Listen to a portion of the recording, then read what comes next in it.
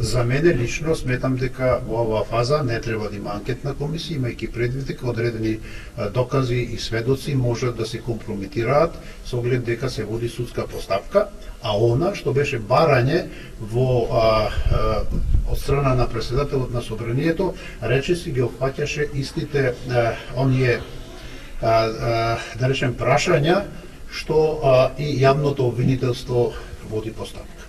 Од тие причини сенам дека две паралелни постапки не е целисходно да се водат во овој момент. Дали тоа значи дека истрагата и постапката на обвинителството не беше доволно всеопфатна и убедлива, па затоа сега има и собрание? Не би рекол така, истрагата беше, самите знаете, многу опфатна, се ангажираа многу јавни обвинители и донесоа јавна обвинителска одлука против обвинети кои што се и сега опфатени во самото обвинение.